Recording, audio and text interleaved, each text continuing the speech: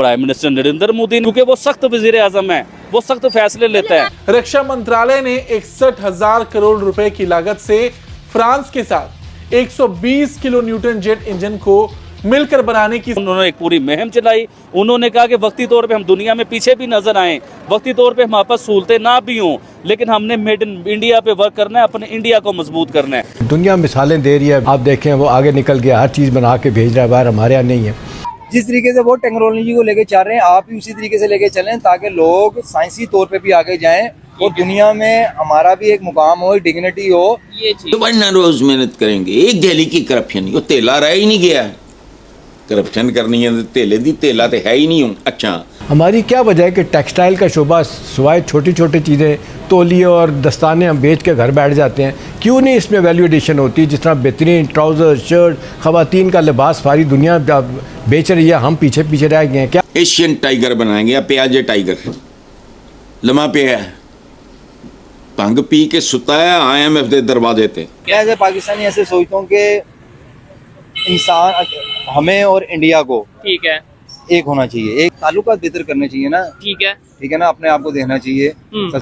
बाहर से जो है ना, वो तो आपके कान खींचे जाते हैं जब आपको फंडिंग बंद कर दी जाती है। अब तो IMF मेहरबान है, वर्ल्ड। अब कई लोग कहते हैं जी कि आप मोदी भगत हो, तो मैं किसी का कोई भगत भुगत नहीं हूँ भाईजान। मैं सिर्फ उन्हें लाइक करता हूँ, सिर्फ उन्हें पसंद करता हूँ। वो भी उन्हें नहीं पसंद करता, उनकी पॉलिसीज को पसंद करता हूँ, उनकी क्वालिटीज को पसंद करता हूँ।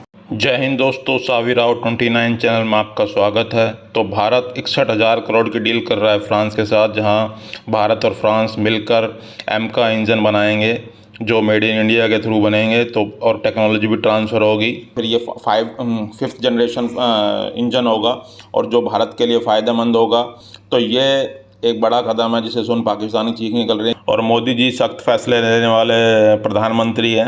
वो ये नहीं देखते कि अमेरिका नाराज़ होगा या रशिया नाराज़ होगा, वो भारत के फ़ायदे के लिए देखते हैं कि हमें कहाँ से फ़ायदा हो रहा है। तो अब हमें फ्रांस से फ़ायदा हो रहा था, हम फ्रांस के साथ डील कर रहे हैं कि 61,000 करोड़ की, जिससे एम का इंजन बनेगा और जो भारत के लिए फ़ायदेमंद होगा और भारत की एयरफोर्स मजबूत होगी। जितना हमारा देश मजबूत होगा उतना हमारे लिए गर्व की बात रहेगी। तो जिसे पाकिस्तान चीख निकल रही है कि भारत जो भी निर्णय लेता है वो डट के लेता है, वो किसी से डरता नहीं है।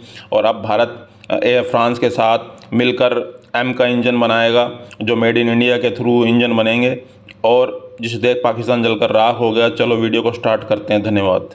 अब हिंदुस्तान को एक शख्स वो मिला जो हिंदुस्तानी है, जिसका नाम है प्राइम मिनिस्टर नरेंद्र मोदी, जिसकी बाहर कोई प्रॉपर्टी नहीं है, जिसकी अपनी कोई जायदाद नहीं है, अपनी कोई गाड़ियाँ नहीं है, अपने कोई बंगले नहीं है। उनके बाद किसी ने वज़ीर आज़म नहीं बनना, उनकी बीवी नहीं है, उनके बाद उनके बच्चों ने वज़ीर आज़म नहीं बनना। वो सिर्फ उस मुल्क के लिए पैदा हुए वज़ीर आज़म साहब जो है ना, नरेंद्र मोदी साहब। उस मुल्क में उन्होंने जीना है, उस मुल्क में उन्होंने मरना है। उन्होंने बाहर लंदन में हमारे वज़ीर आज़म की तरह फ्लैट नहीं बनाए हुए, कोई प्रॉपर्टी नहीं है उनकी। आबिद भाई, आपकी बात सही है, मैं एग्री भी करती हूँ इस बात से, लेकिन और वो उनका लेवल पाकिस्तान के लेवल का रहा भी नहीं है। उनका लेवल है इस टाइम यूरोप के लेवल का, अमेरिका के लेवल का, ऑस्ट्रेलिया के लेवल का। उनका कंपटीशन उन लोगों के साथ है, हमारे साथ नहीं है। अगर तो इंडिया में ये कहा जाता है कि पाकिस्तान का नाम लेके मोदी से कारकर्दगी के ऊपर, आपने अपने मुल्क के लिए क्या किया, IIT में कितना आपने काम किया, अपने मुल्क को चांद पे पहुंचाने के लिए आपने कितना काम किया, G7 के मेंबर आप बने कि नहीं बने, G20 की मीटिंग आपके इंडिया में हुई कि नहीं हुई, कश्मीर दुनिया में एक खूबसूरत तरीन सिटी आप दिखा रहे हैं कि नहीं दिखा रहे, कश्मीर में बड़े बड़े ब्रिज बन रहे हैं कि नहीं बन रहे, कश्मीर में आपने हर किस्म की ट्रांसपोर्ट, इवन के ट्रेन तक आपने चला दी कश्मीर के बीच में।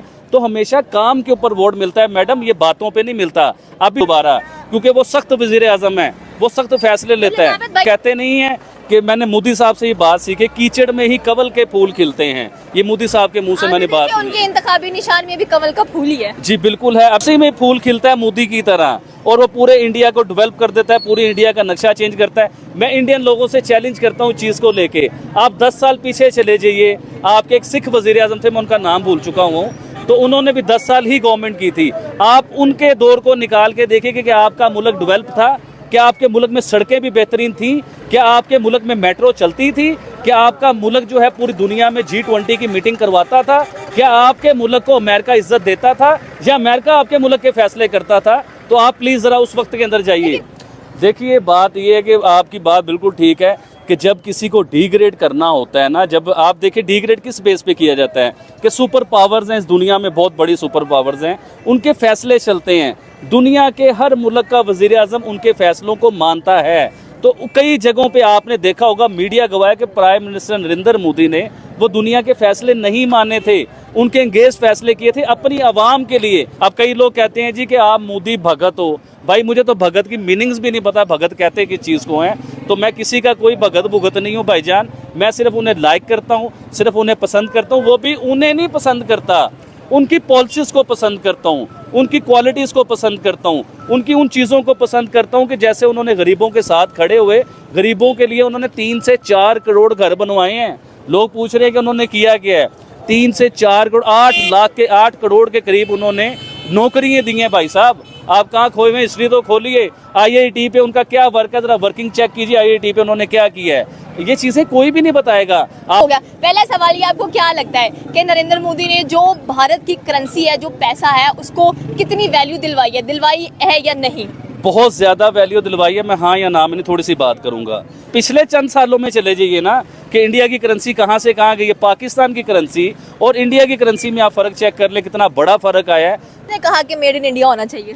प्राइम मिनिस्टर नरेंद्र मोदी ने उन्होंने एक पूरी मुहिम चलाई। उन्होंने कहा कि वक्ती तौर पे हम दुनिया में पीछे भी नजर आएँ, वक्ती तौर पे हमारे पास सहूलतें ना भी हों, लेकिन हमने मेड इन इंडिया पे वर्क करना है, अपने इंडिया को मजबूत करना है। आज इंडियन प्रोडक्ट पूरी दुनिया में जाती हैं मैडम। किसने कहा कि अपने मुल्क दूसरे मुल्क में जाने की बजाय अपने मुल्क की जो आइलैंड्स हैं, अपने मुल्क के जो जजीरे हैं, उन पर आए और अपने मुल्क को और पैसा कमा कर दें? देखें, ये मालदीव्स की तरह जो एक आयरलैंड था जिसके ऊपर मैंने एक बात, लक्षद्वीप जो है ये इंडिया का है। अच्छा, ये हमारे जो पाकिस्तानी मिनिस्टर्स होते हैं ना या वज़ीर आज़म होते हैं, इन्हें छुट्टियों पे भी कहीं जाना हो तो इन्हें यूरोप चाहिए, इन्हें दुबई चाहिए, लेकिन प्राइम मिनिस्टर नरेंद्र मोदी ने अपने ही मुल्क की एक जगह मुतारफ़ करवाई जिसे देख के हज़ारों टूरिस्ट आ रहे हैं उधर देखने के लिए। तो फ़ायदा किसका हुआ? इंडिया का फ़ायदा हुआ। किसने कहा कि दूसरे मुल्कों में जाके वेडिंग डेस्टिनेशन नहीं करनी, अपने मुल्क में देखिए राजस्थान है, इतनी खूबसूरत जगह है, आप यहाँ पर आकर अपनी जो शादियाँ हैं वेडिंग डेस्टिनेशन से ढूंढे ताकि अपने मुल्क की इकोनॉमी और मजबूत हो। देखिए, मैं तो अंबानी साहब को इस बात में लेके आऊँगा। अंबानी फैमिली की जब शादी हुई ना तो उन्होंने अंग्रेज़ों को बुलाया अपने मुल्क में। वो अंग्रेज़ों के मुल्क में जाके प्रोटोकॉल नहीं लिए उन्होंने सारे अंग्रेज़ों को खरीद के इधर बुलाया।